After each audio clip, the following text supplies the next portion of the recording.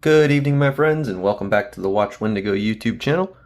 Today we have a package from Miguron. This has got a couple different knives in it. We're only going to open one of them for today's unboxing, but two of them are for reviews for the channel, and then one of them is for a future giveaway. So let's go ahead and get the package open. I am relatively excited about this because one of these knives is utilizing a steel that is relatively new to me, or really new to me. I'd actually never even heard of it before I discovered this knife. Okay, this is the one we're going to open right now. Those two are for a later date. So let's go ahead and get this guy open. These are all going to be Miguron knives, obviously. This guy is one of their newer offerings. Let's go ahead and get it open. I'm a little bit late to the show with this guy, but that's okay. So, all the little stuff that usually comes with it, the microfiber, their little business card thing, and a sticker. Okay, this is the Celora, if I am pronouncing that correctly. Come out of there. And this knife, like I said, is utilizing a steel that I'd never even heard of before I found this knife. Let's check that centering.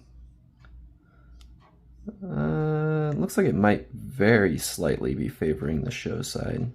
If it is, though, it's extremely slight. Anyway, so this is utilizing 19C27 steel. What is that, you ask? Well, I was asking the same thing when I first learned about this. Apparently, this is a common steel that is utilized in high-end Japanese kitchen knives and industrial cutting blades from the research that I did. It is somewhat comparable to 14C28N, kind of, but not really. The carbon content of 19C is 0.95%, and the carbon content of 14C28N is 0.62%. So what that kind of means is this is going to have better potential edge retention, as well as it's going to potentially take a keener edge.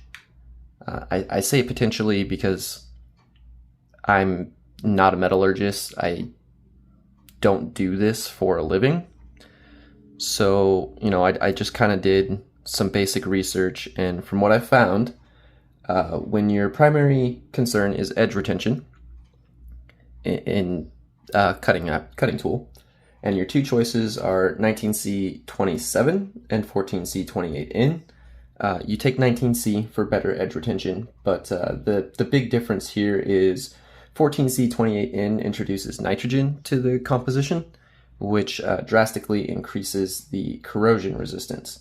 14C is also going to be a little bit tougher and more forgiving for general EDC purposes, but nothing about 19C27 is going to be bad for EDC by any means. 14C just is extremely corrosion resistant. It's going to be more corrosion resistant than most things. So let's go ahead and deploy that. Oh, messed that up right away. The aluminum feels really good. I enjoy the texturing that's going on here. I don't know if I would call that hammered, maybe. But the gradient is appealing to me. I know a lot of people aren't going to like that, but I like the kind of purple fade. And this is another one of their button-operated liner locks, which, yeah, that works good. Yeah, I still wish that they would go a little bit heavier on the detent. It would just give you a little bit more satisfying of a deployment. The front flipper on this works pretty good, though.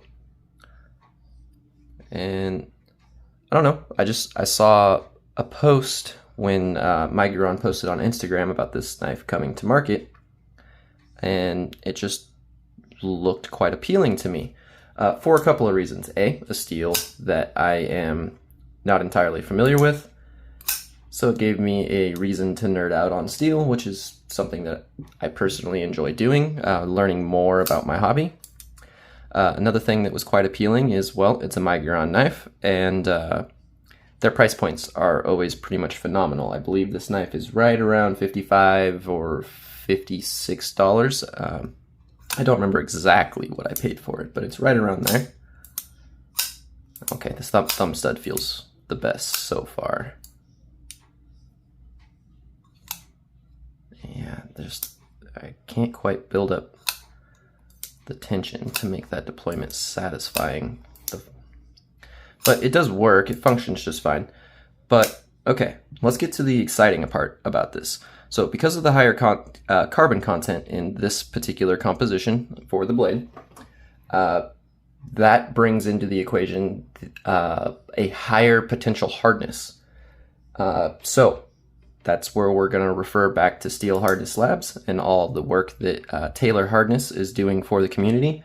He has tested this blade, this steel, this exact model from Miguron, and the tests were very good. The HRC is coming back at around 63.3. So that's phenomenal. Another one that Miguron is knocking out of the park, showing the community and the industry that you absolutely can optimize your steels and not charge astronomical amounts for that.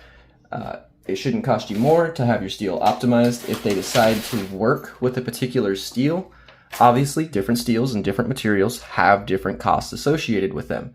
But whatever material a company decides to work with, they should be optimizing it, or they shouldn't be working with it. That's the way I feel. You can fight me in the comments, but I'm not going to change my stance on that. If you're not going to optimize a steel, then don't work with it. That's just how I feel about it. So let's go ahead and test that. Oh, that deployment felt good, but I guess I added a little bit of wrist to it. Nah, the thumb stud still feels the best. The thumb studs are a little small, but they're not uncomfortable. Yeah, I think I'm gonna like this, especially because like a lot of you know, I like to choke way up on my knives and get right behind that edge, and that choil is almost the perfect size. It's a touch small. If I really grip down on it, you can see that my finger does slightly bend around the edge, so I'll need to be careful when I'm using this. All right, let's go ahead and test that factory edge. Miguron has impressed me in the past, so let's see how this guy does. Just some old notes from different videos.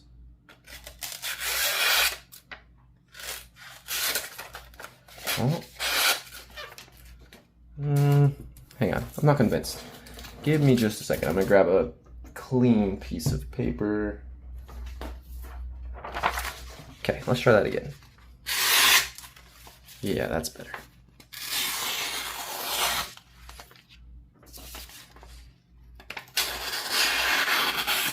Vertical cuts without a problem. And it also S-cuts without a problem. So another good factory edge from Miguron. I am quite happy with that.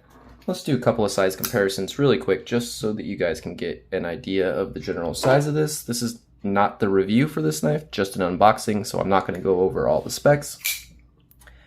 Here is my Microtech and Reich SOCOM Bravo Mini. Warcom blade shape. This is my personal favorite of the blade shapes that this knife came in. That's really close to the same size. I think, is the Miguron a touch bigger? Maybe, maybe not. They're extremely close. All right, one more size comparison. Let's compare it with one of my larger knives and a favorite of the community, the Vandal. And as you can see, it is dwarfed by the Vandal. The Vandal is a very good sized knife, definitely not small by anybody's standard. And there you go. So that's going to be all today, my friends. This is just an unboxing and first impressions, and overall, very positive first impressions. The aluminum looks good, feels good.